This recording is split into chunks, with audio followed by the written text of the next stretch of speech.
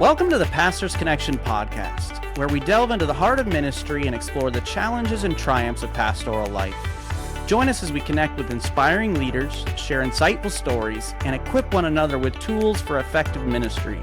Together, we can foster a community of support, encouragement, and growth in our calling.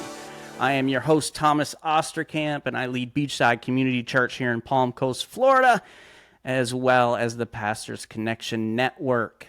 Today's episode is brought to you by Family Meeting. The Family Meeting exists to help you have the meaningful relationships that you desire in your marriage and family. Along with the podcast, Thomas and Lysandra offer books, devotionals, as well as speaking at marriage retreats and conferences, providing real, practical help for ministry families. Contact them at info@familymeeting.org to help the marriages and families in your church grow stronger today. Today's episode, we have Josh Teis with us. He is the founder and lead pastor of Southern Hills Church in Las Vegas, Nevada. Josh, thank you for joining us on the podcast today. Oh man, I'm so excited to be here, buddy. How are you? It's good to be here. And I'm thankful for your podcast as well as the Family Table. You and Lysandra do an incredible job with that podcast. Lysandra, by the way, I'll throw this out. I know a lot of people are thinking about speakers for your couples retreats or men's retreats or ladies retreats, whatever it might be. Lysandra actually came out to Southern Hills in Vegas, and our Yeah. ladies loved having her out there. She's so personable, and her speaking is so great. So we're thankful for your ministry and what you do. Yeah, she loves it, loves speaking to women. It's like one of her favorite things. We literally just last episode had her on the podcast, and we were talking about raising pastors' kids that Yeah. still love the church, which your dad knows all about. It's fun to see all of you guys serving Jesus, even though you grew up in a pastor's home, and so that bitterness and everything didn't set in. Yeah. No, I'm So sure it was a good episode. I got to go back and listen to it myself. That concept of being able to raise kids who actually continue to love Jesus and love his bride, the church, so important. Yeah, so speaking of family, Josh, there are people that, even though we go back and we're friends for a long time now, there are people who don't know you, don't know your situation. Can you just kind of introduce your Yeah. family to all of us? Yeah. So my name is Josh Teis. I'm a pastor in Las Vegas, as was mentioned already. We started a church there 21 years ago. And my wife and I met in college in Pensacola Christian College 25 years ago. And then we moved out to Las Vegas. My father is a pastor in Las Vegas. He is celebrating 48 years of ministry. And by the time this podcast comes out, maybe he is passed the torch on to my brother, who'll be taking the reins January 1st of 2026. Hmm. As you mentioned, he's kind of in ministry. He is. I mean, depends on, I don't Yeah. know, kind of. I've looked at his ministry. It's really not all that interesting, frankly, Thomas. I would Yeah. still use the word kind of. He's kind of in ministry. And then my sisters, I have three sisters. They're all serving Christ in various locations around the world, and thankful for them. But Heather and I, when we started the church, God gave us three children. I have a 21-year-old, a second lieutenant in the United States Army. He Awesome. serves in Colorado, Fort Carson. And I have a 19-year-old daughter. She is studying to be a teacher her sophomore year in Pensacola Christian College in Florida. And then my youngest is 16 years old, and she is registered to go to Liberty University and study pre-law or something like that. She wants to be an attorney. But that's my family, and we're going to be empty nesters here, bud, very Yeah. soon. Two more, 2 more years from now, which is going to be an interesting time frame for us. Yeah, it's crazy to think about because I'm just behind you. You know, our youngest is a sophomore now, or excuse me, she's starting her freshman year. And so it's like, man, literally just down the road. And it'll be Yeah. good. We've invested in our marriage, and so like our marriage is going to be good, but it's going to be so different. Yeah, no kidding. Really, truly. So Look, man, I'm looking forward to it. I'm not pushing her away. I'll tell you that. yeah, I feel the same. Like I'm going to be great when it's just me and Lysandra. In fact, I'll have more of her time, so I'm actually looking forward to that instead of Yeah. divvying her out to all the kids. But so you've kind of shared about starting the church 21. Did you say 21 years ago? Yeah, 21. Um, so can you kind of just give us your church background and all that? Is Yeah. Southern Hills your first pastoral experience? What's it been like? Yeah, so I served for my father as a children's pastor for 2 years. Any kids pastors out there, what's up? Hope you're doing well. What you're doing is preparing you not only to serve the people that you're currently serving, but preparing you for future opportunities as well. I loved being a kids pastor. And then after that, we planted the church. I've pretty much just been doing one thing for 20 some years, and that is having a church. I was part of a network where you were a part of for about 5 or 6 years, 7 or 8. I don't remember how long it lasted, but called the Idea Network. That's where I met so many of my friends that are still friends to this day.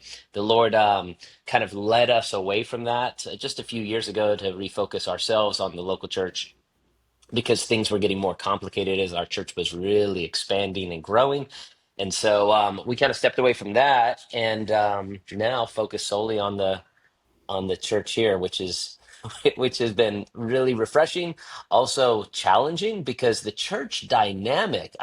Thomas, you know this as a church planner, the church dynamic changes dramatically every 3 years, and the Yeah. job of the senior pastor is revolutionarily different. I mean, radically different every 100 people that are added to the church. So, yeah, now that we enter that new phase, I wanted to dive back into my calling in that way. Well, and it's just with how your church has grown and pastoring in Las Vegas, like the complexities of everything that you guys had going on, building project and a lot of different things. So I think it's incredible that you have focused in on what exactly the thing that God has called you to do, but also kind of the way things led with the Idea Network coming to a close really opened the door for the Pastors Connection Network to get started. And now Oh, we're cool. at Yeah, over 8,000 in our Facebook group, and we're that's looking to do amazing. some incredible things in the future with missions trips and things like that. So it's So interesting to cool. see how God leads. And for those who are listening, like Josh and the network that he began all those years ago with a couple other people really kind of changed the trajectory of ministry for my wife and I. You know, we were so alone on an island where we were until we found people who did ministry like us and were so focused on the gospel. So, Josh, I really appreciate you and your heart for ministry, your heart for pastors and leaders. And I'm excited for the conversation we're going to have today. I feel like I could talk to you about just about any topic as far as pastoral ministry and life, and we could have a great conversation. Um, but I wanted to begin and have you on for the first time to talk about preaching that is relevant but biblically accurate, because there are people who they feel like, well, if you try to be relevant, then you can't be biblically accurate. If you're biblically accurate, you can't necessarily be relevant. But I love to see the way that you seamlessly weave those things together. And so here's how I want to kind of start the conversation. Just jump off from here. You are known for preaching that connects with people's everyday lives while staying grounded in the Scripture. How do you strike that balance each week? Yeah, wow. That's a good question. Well, first of all, I think to be biblically accurate, I think you have to be culturally relevant. If all you're doing is teaching the Word of God, but you're not connecting to the people of God, then are you really doing the work of God? And I would say no. I would say that you are interested more in the text than you are in obeying the one who wrote the text.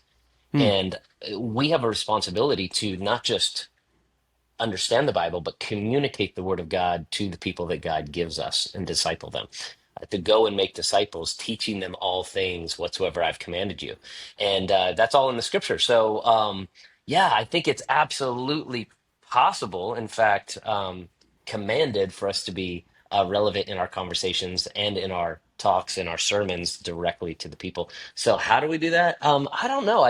I kind of love the old concepts that we were taught in our hermeneutics classes about building a bridge from where the text uh, was and what the text was originally saying to the original inhabitants and hearers directly to the people, and saying, here's what this was saying here to these people, and this is what it's saying to us today. So, yeah, I think it's a mandatory thing for a pastor, preacher of the gospel. So you talk about kind of connecting it with the people of God who are there. Mm. I think Las Vegas is such a fascinating place to serve Jesus and to reach people for Him. What are the things that you do to make sure that you're staying connected with the people who show up in the room every single week? Because you have such a wide variety of people who will walk into that room every single Sunday, I imagine. Yeah. Yeah, I think just being with the people. I heard a pastor one time say that shepherds smell like sheep. And if all you're ever doing is spending time with the other shepherds in your church, if all you're ever doing is alone time, depending on where you are on the spectrum of introvert versus extrovert. I know that's difficult for some, but it's essential that if you are a shepherd of a flock, that you're among the flock and you know the flock. And so for us, for me, spending a lot of time strategically scheduled on Thursdays and Fridays with the church members, with the new people, getting to know who they are. This tells me who I'm actually speaking to. I think that takes a couple years for us to put our mind around, especially if we're not from the city that we've started a church or we're pastoring, to realize I'm not preaching to the people that I came from. I'm also not preaching to the ghosts of a former church. And I'm also not preaching to the pastors who might watch this on YouTube. Yeah, I'm not preaching to my seminary professor who might watch a sermon once a year from me. I'm preaching to those people. And whenever you get yeah. to know them, and then you get to know the text, and you're unconcerned with everybody else that might hear the sermon, it's going to become very natural for you to bring the sermon to those people and apply it to their lives. I have found that to be the most helpful thing in preaching to Las Vegans. So, statistically speaking, most of the people who are listening, most of the people who are pastoring very small churches, which makes it a little easier. I mean, you still have to be intentional about connecting with your people and spending time with them. Makes it a little easier. Josh, you pastor a large church in Las Vegas, and we have others who are listening who pastor large churches. And you mentioned the Thursday time where you strategically connect with your people. What does that look like, and how does that play out in your data, like Yeah. your week to week? So I block out Thursday afternoons and then Friday mornings from about 9 till 1:30 to 2.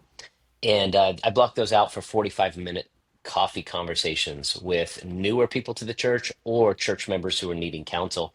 And they know that they can schedule that time block. If you don't have an assistant to help you schedule that, there are all sorts of things like calendar helps. I forget what the links are called, but like Calendly and things like that, where Okay. they can go and schedule a 45-minute coffee appointment with you. If you have that available and you're able to do that, I would definitely suggest you block off time to get to know and spend time with your people. Again, so for us, the way it works is like at 3 o'clock, I've got a scheduled meeting for 45 minutes. Somebody can book that. If you were a business owner in Las Vegas and you're like, hey, I get off around 4 o'clock, can we meet sometime? I'd be like, yeah, absolutely. I've got a Thursday open at 4 o'clock. If you're interested, here's the link. You can book it, and then they book it and they show up. So for me, I don't take my meetings at the church and I don't go to people's homes. I take those at a coffee shop, a nice third party area, and they show up at that time. Let's say the first one shows up at 3 o'clock. I buy them a cup of coffee. We sit down. We spend 45 minutes together. By 3:45, the next person is showing up, and when they show up, they see me, I see them, and I wave, and I say, "Okay, we're finishing here. Go grab a cup of coffee, and then by the time you get back here, I'll be done with Bill." And then Bill goes, and then Thomas sits down. Thomas is there for 45 minutes. When Thomas is done, I see Jackie. Jackie's coming in. Hey, Jackie, this is Thomas. Grab a cup of coffee. And then the cycle continues. So now I've met with three people and I'm getting to know who they are, which really helps. So for me, I write out my sermons 13 days before I preach them, and there's a process there. But the most beautiful thing for me is 2 days and 3 days before I preach my sermon, my final filter of that sermon is that I've sat with people on Thursday afternoons and Friday mornings, and then I re-look at my sermon And I realized, okay, if I was speaking to Bill and Thomas and Jackie about this subject, this is what Bill and Thomas and Jackie really need from this sermon that I've already written. And I so like for that. me, the people time really helped filter the final presentation of the sermon. That is excellent. And at some point, I do want to bring you back and have a specific conversation about your coffee visits because I know a lot of people come to faith in Jesus at those coffee visits, and I think that would be good for our listeners to kind of get a hold of the idea and then apply it to their specific localities. But I think that's great, and it's a great way to finally filter it down through that. So you talked a little bit about your process. Can you just kind of walk us through that from text selection to final outline, and how do you ensure both accuracy and application? Yeah, that's a good question. Text selection and final. You said text selection and what? Final outline.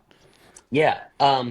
Yeah. So for me, the process begins once a year. In fact, this coming Thursday, when we're recording, I'll be spending Thursday. I'm driving up to a mountain early in the morning.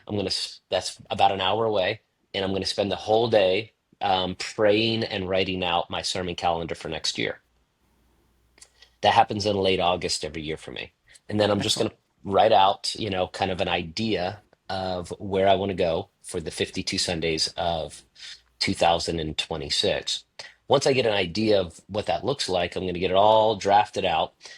Then what I'm going to do is I'll be bringing that to my pastoral team for me, and then I'll start mapping that out. What needs to move? Oh, I forgot about with this special Sunday, or we wanted to do this special event, and so I'll start blocking out where I believe God wants me to go. I already have an idea that next year I want to preach through the book of Ruth, and I want to Cool. preach through Romans chapter 1 through 5, and I want to hit some topics. So I've already got a rough outline. Now I need to sit down and put it on paper, and then that will establish a good rhythm for 2026.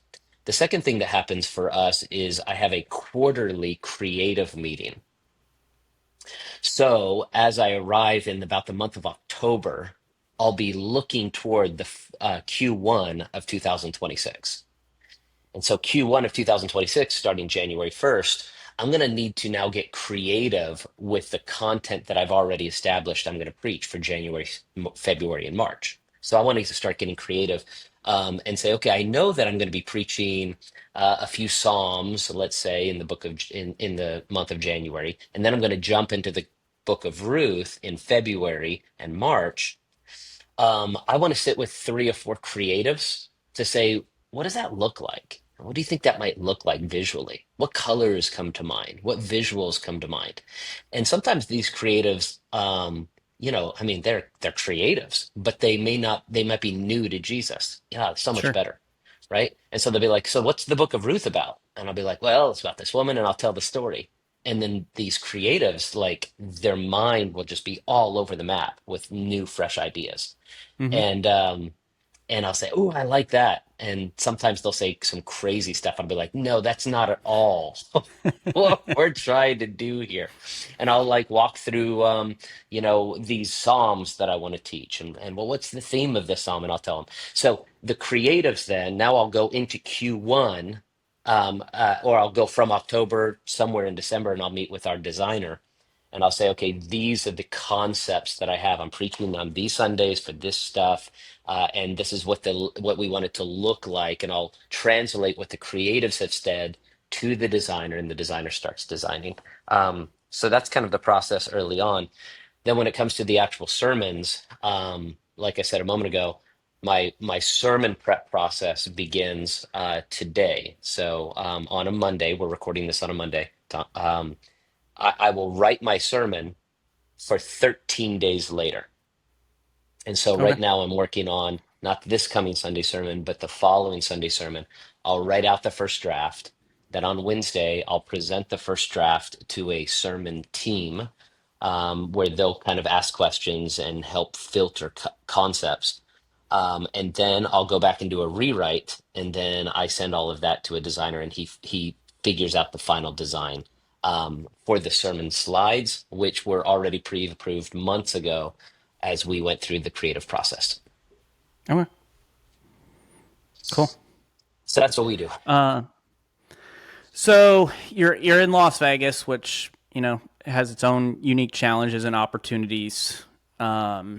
How has that shaped your approach to communicating biblical truth? Because what your people need maybe in Las Vegas is a little different than what we need here in Palm Coast. Yeah, it's funny you asked that question. This is really a fun topic. My wife and I have talked about this quite often, and um, I've said to her on multiple occasions, if I pastored in New York City, I would preach differently than I preach in Las Vegas. If I pastored in, I think in New England, I think if I pastored in parts of Colorado, I think if I pastored in parts of California, you say, well, in what way? Um, I think it goes back to what the Apostle Paul said about now he being an evangelist had to go from place to place, city to city, and communicate differently to different groups of people the same gospel message. And you see this constantly, right? How he speaks Yeah, to the people at Mars Hill is very differently than how he speaks to the people in Jerusalem. His content is different, his approach is different. The way he speaks to Corinthians is not the way he speaks to Ephesians. And that has to do with the fact that he understands his audience. yeah, Um, for me in Las Vegas, um, I know who I'm speaking to. I'm speaking to casino workers.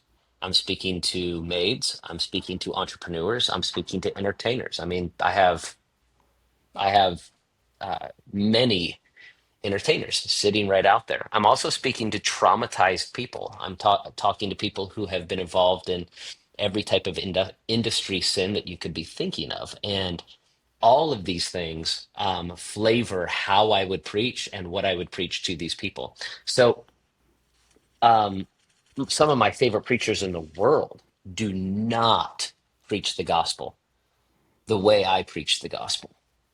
And that's okay yeah. because I understand that they do not pastor week after week for decades in the city of Las Vegas. So yeah, I think it's incredibly relevant that you take into account the people you're actually talking to. You also have kind of a wide demographic. You've got mature believers, you've got people like you mentioned involved in all kinds of stuff, just walking in for the first time off the street. So, how do you craft messages that will speak to kind of both ends of that spectrum? Yeah, for I think the answer to that question has to do with identifying what you want the sermon itself to say. Um, I'm not saying that you can twist the scripture to say whatever you want. I think there's one Right. biblical interpretation, but there are many applications. And so once you understand what the texts, right now I'm preaching through the book of First Peter, right? And today I'm working on the sermon, the passage in First Peter chapter 2 that addresses how to be submissive to the government, how to be submissive to your employer, and how Jesus Christ himself demonstrates that submission. And then that leads into how to be submissive as a wife, and how to be submissive as a husband, and how to be submissive in your local church, which would be great content, obviously, for the family table. Yeah. So whenever I approach this, I'm not looking at it and saying, well, that's not culturally relevant for Las Vegans because we are the opposite of submissive people. No, I say, okay, how exactly can I express the concepts of biblical submission to the Las Vegas community? And how can I make sure that they themselves understand that the Christian virtue of biblical submission? And so beginning with the text and identifying what the main interpretation is, now I can say, okay, how do I actually want to apply this to them? And once I understand the clarity of what the one singular application is for this sermon to those people, now the sermon crafts itself. So Instead of trying to hit many, many applications, I really try to hit one primary application that is derived from the text, that is a clear, singular interpretation of what the text originally said to the original inhabitants and hearers.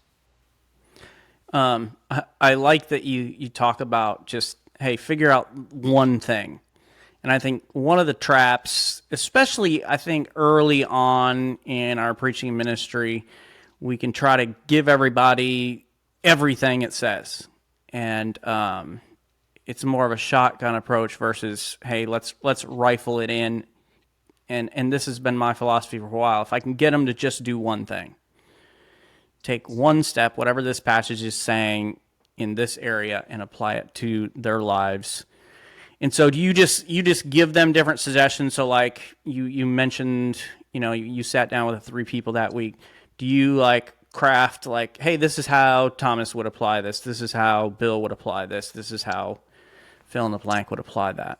Yeah, so an example is just yesterday I preached a sermon from the end of First Peter, and the end of First Peter is talking about the empty life that Christ has saved you from. So he says he has ransomed you out of another family, and the inheritance of that other family is the empty life. The inheritance that you receive in being adopted into the new family is an eternal kingdom.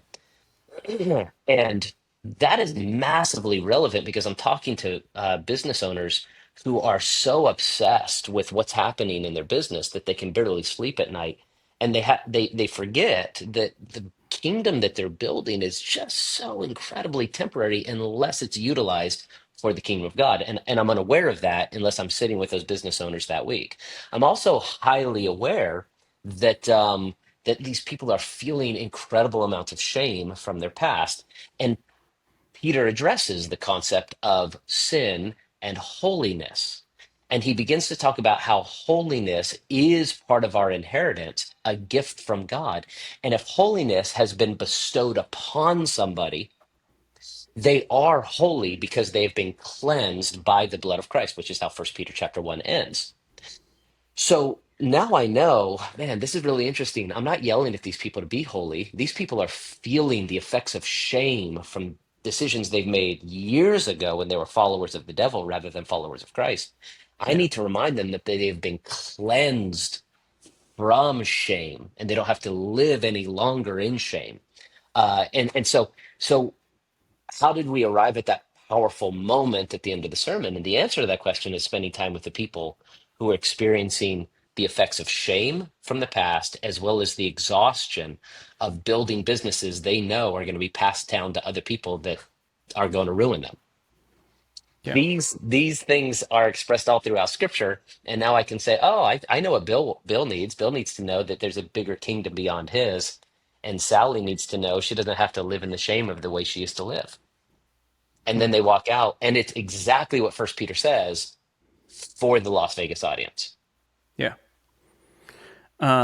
So part of being relevant is understanding culturally what's happening. So, what are suggestions that you have for pastors to just stay up to date on culturally what's happening, like globally, nationally, and then down to the local level, so that they can kind of have those filters to put the scriptures through? Yeah. Boy, that's a good question. I saw that in the pre-notes, and I actually spent a little bit of time thinking about the answer to this. I think twofold, which means I'm double-minded, which means I'm unstable in all my ways. Unstable.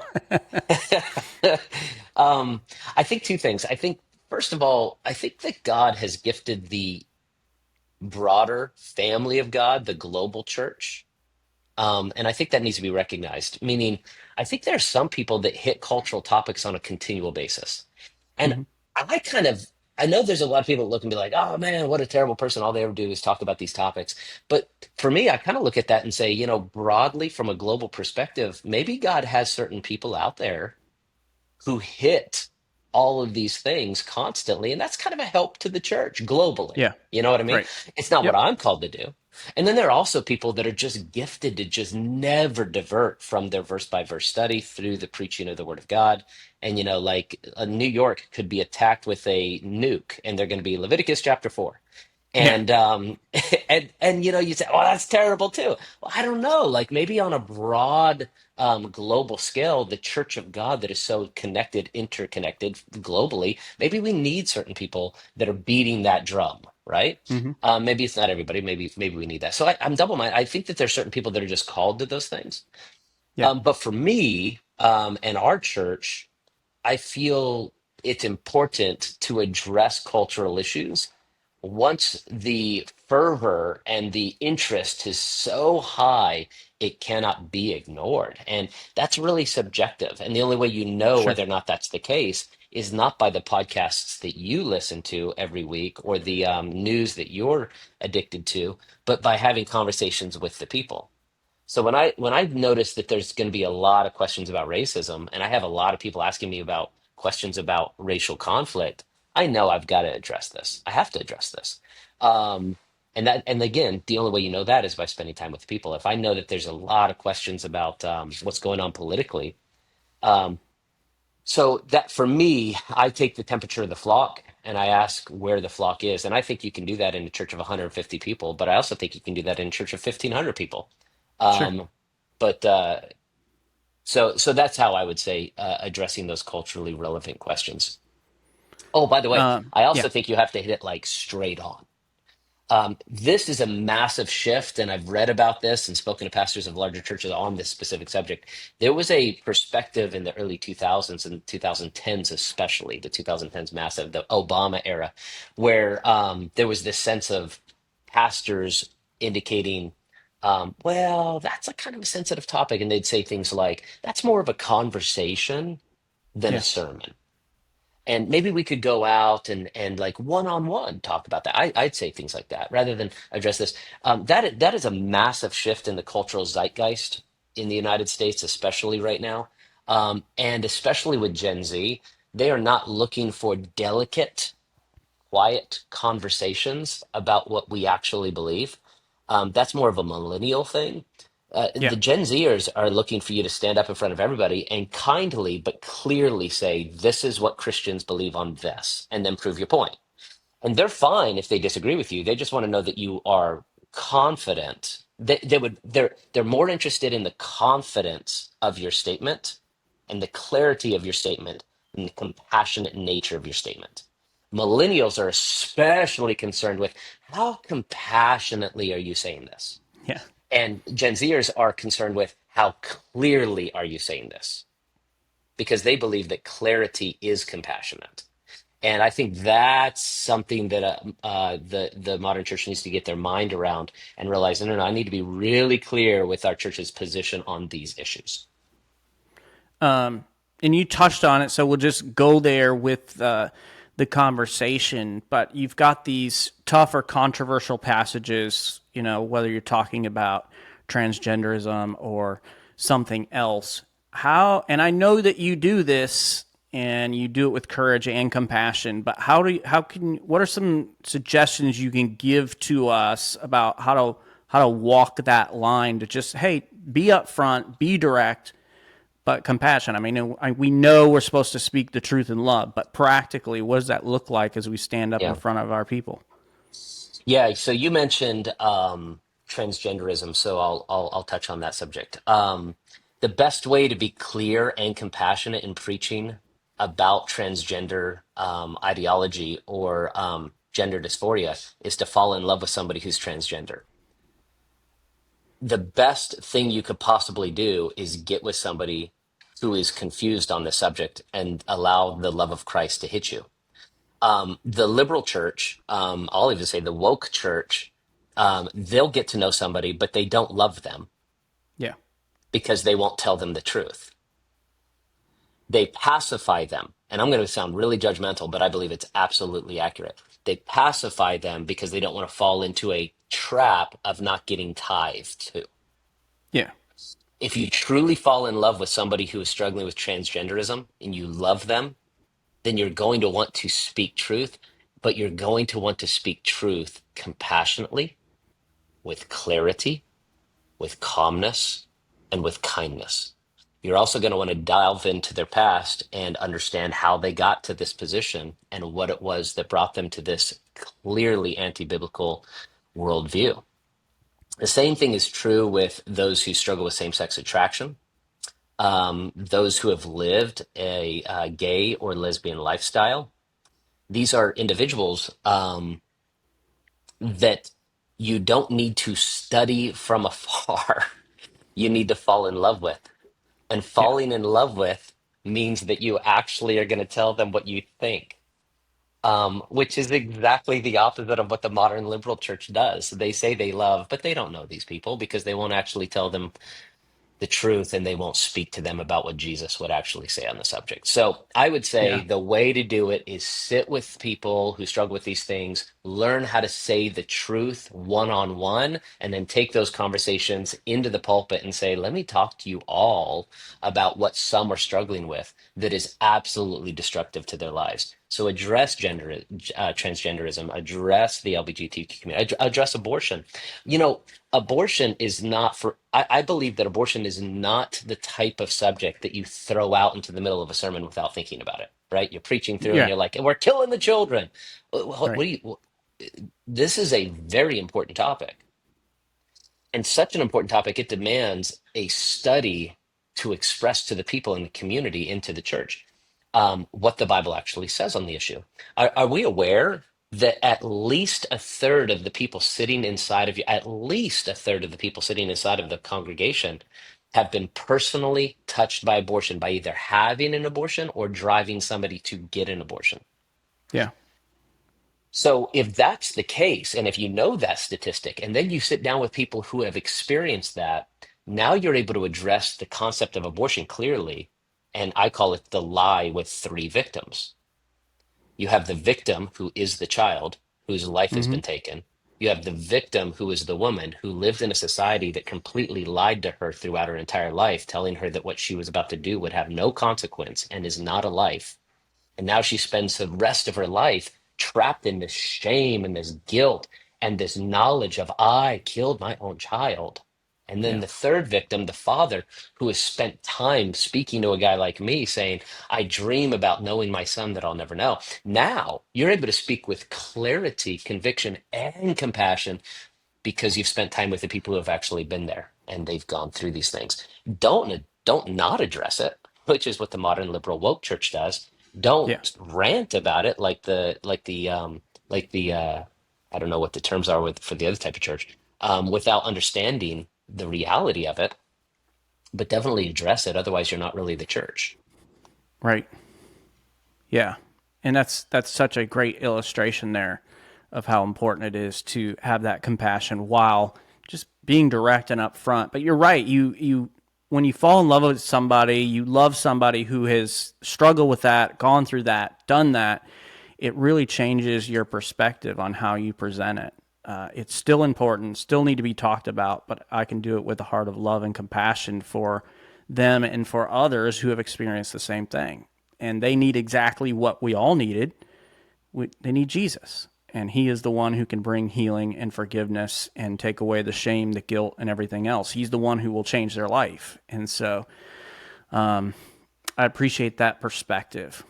So, Josh, I know like you don't make mistakes. I know you're one of the few that don't make mistakes, but can you maybe share with us some key mistakes you've made or seen others make when trying to be relevant from the pulpit? Oh man, interesting. Key mistakes. Yeah, many. I mean, small things like trying to address cultural issues, but you're way behind. I don't know if you've ever Yeah, seen pastors try to make like pop culture references and they're like 10 years too old. yeah, It was just yesterday I mentioned John Wayne. John Wayne. that's funny. And and then Sunday afternoon I was with a group of guys in their early 20s for a mentorship group that I do. And and one of them said, "You said John Wayne." He said, and he laughed, and he said, "I think I'm the only person in this room who knows who that is because my dad used to watch, or my grandpa used to watch John Wayne." So it's realized it. So I think that is odd. I also think I've made the mistake of referencing things like Dragon Ball Z, trying to be really Okay. Yeah. relevant, Yeah. realizing that like I don't know what Dragon Ball Z is. So like I've never seen it. Like I don't know it, right? Anime is not my thing. So I think that's the mistake. I think the mistake is attempting to act like you know something that you don't know. I Sure. also think the mistake is not talking about what you actually do know. So, like, I know comic books, I know Spider-Man, I know this. So, talk about it, right? And that is culturally relevant to some people in the room. Um, and acting as if I really, really know everything about the Seahawks would be insane. People know that I don't know anything about the Seahawks. So, I think those are mistakes that are made, and I've made many times.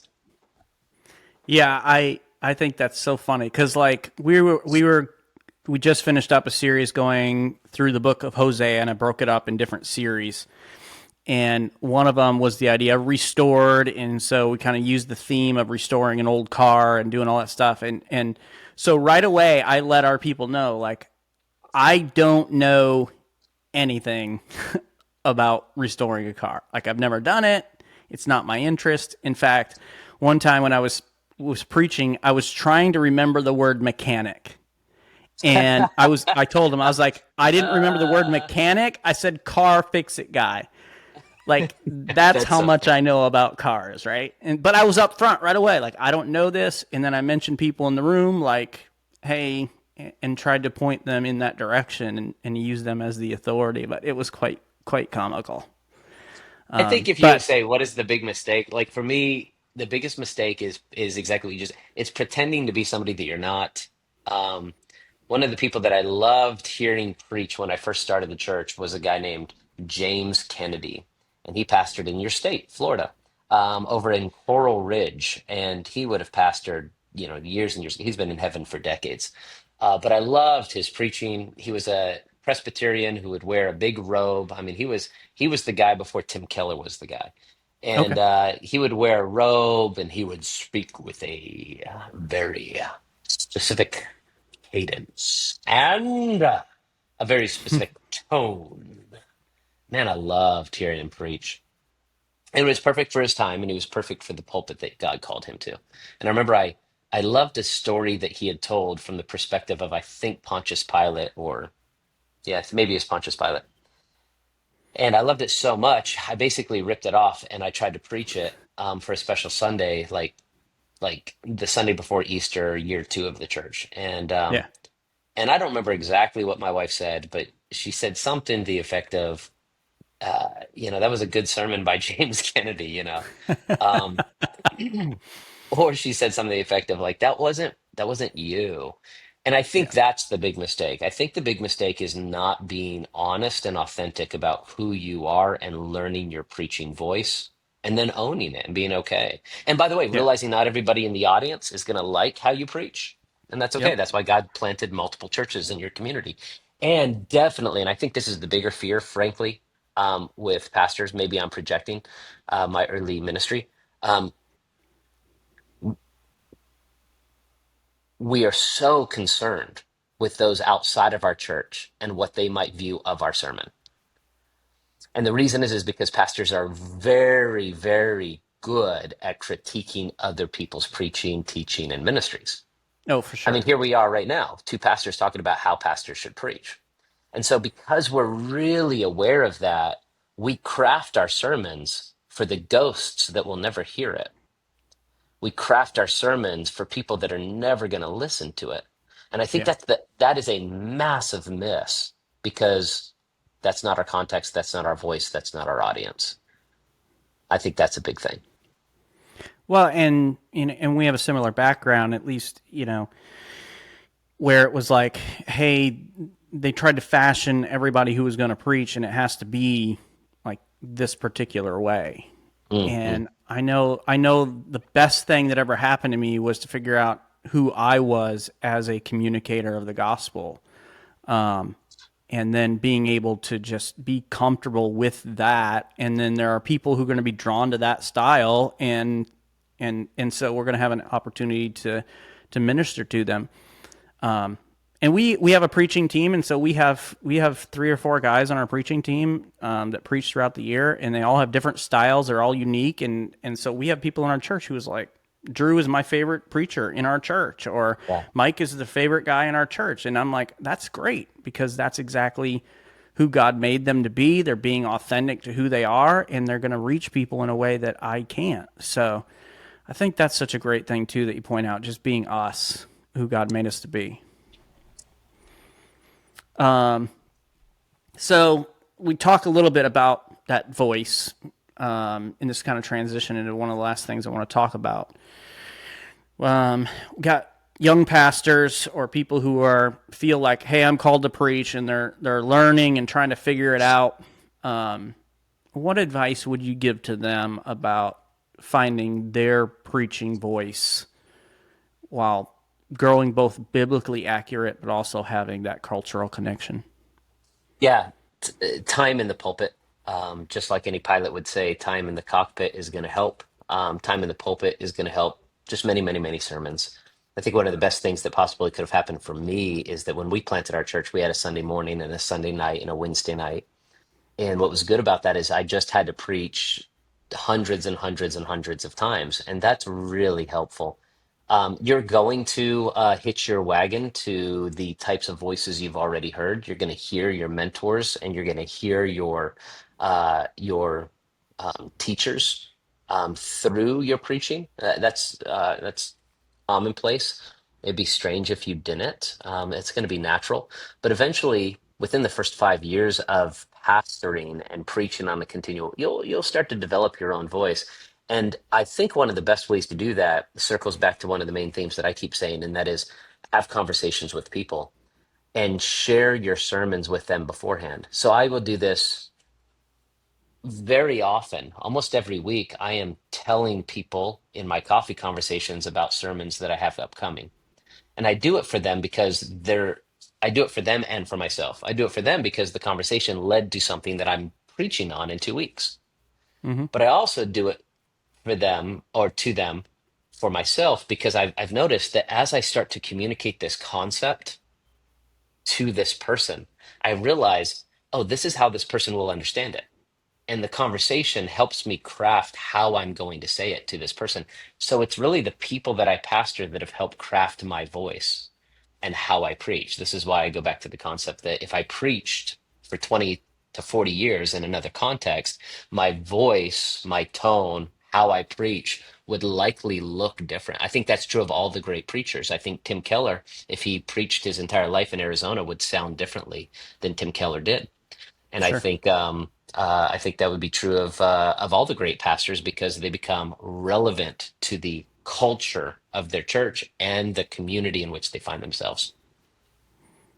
Yeah, I remember all the times that I spent, delivering messages, and I often think of those people and just like thank God for those people who were so patient Ah, while I was trying to figure out who God made me to be and how He yeah. wanted me to speak. Because man, it was rough.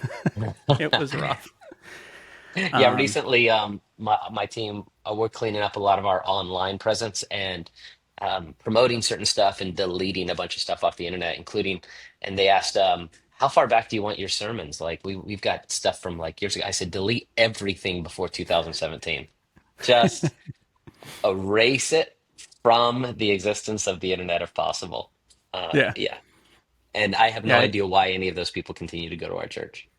yeah. It'll still be there, but they've made the journey with you, and I think Yeah. that's one of the beautiful things about being open and transparent is like, hey, I've learned, I've grown, as a follower of Jesus, as a person, as a communicator, and so they have that grace for you when you're that Yeah. honest, I think. I totally agree. So appreciate the conversation today, Josh. Where can people connect with you if they want to find out more about what you have going on or ask any questions? Sure, yeah. You can follow our YouTube page where my preaching is on a weekly basis. You can find it at Southern Hills Church, Las Vegas, or Josh Teis, Teis, or you can follow me on Instagram, Facebook. I've not been on a lot, as much as in the past, but Instagram and Facebook, Josh Teis, Teis. All right. You can reach us here at the Pastors Connection Network by going to pastorsconnectionnetwork.com or finding us on Facebook at Pastors Connection Network. Josh, always a good time getting together, having a conversation Yeah, with man. you. I appreciate your influence and impact in my personal life and for those who are listening to this podcast. Thanks so much. Hey, man, thank you for the time. Tell Lysandra and the girls we said howdy. I sure will. Thank you for joining us on the Pastors Connection podcast. May you be inspired and equipped to lead with grace and purpose. Until we meet again.